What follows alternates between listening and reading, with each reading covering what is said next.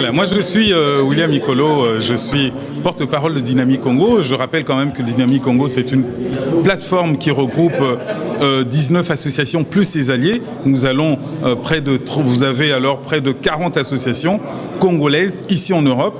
Et donc j'interviens à ce titre. On vient de la conférence avec Moïse Katumbi. Et pour nous, c'est très important parce que nous entendons représenter vraiment la diaspora.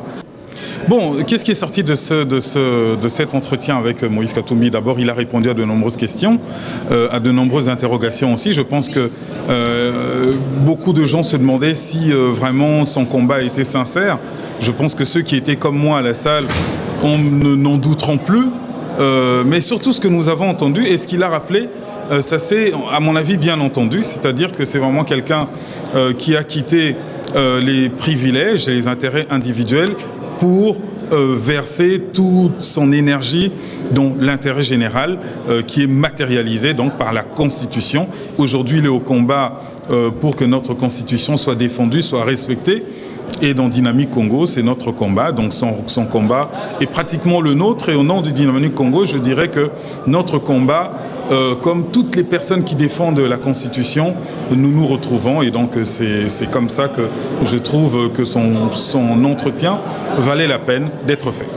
Dernière question pour la Dynamique Congo, évidemment. Lui, il promet de rentrer combattre au pays et ça, il l'a dit très clairement. Mais il a des problèmes avec la justice dans votre pays. Est-ce que vous croyez qu'au-delà de cette annonce qu'il fait, il va le faire vraiment? Bon, c'est vrai que je ne suis pas très bien placé pour le faire, mais je pense que c'est un homme de parole. Il a fait ici l'engagement solennel de rentrer au Congo.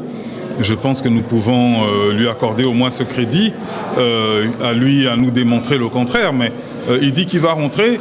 En tout cas, pour moi, la question ne se pose pas. Juridiquement parlant, la personne qui était à la charge, d'un point de vue institutionnel, a fouillé le pays en disant qu'elle était instrumentalisée et elle-même aujourd'hui est dans un cas de péril. Et donc, c'est nécessairement sur elle que pesaient toutes les accusations dont on lui charge.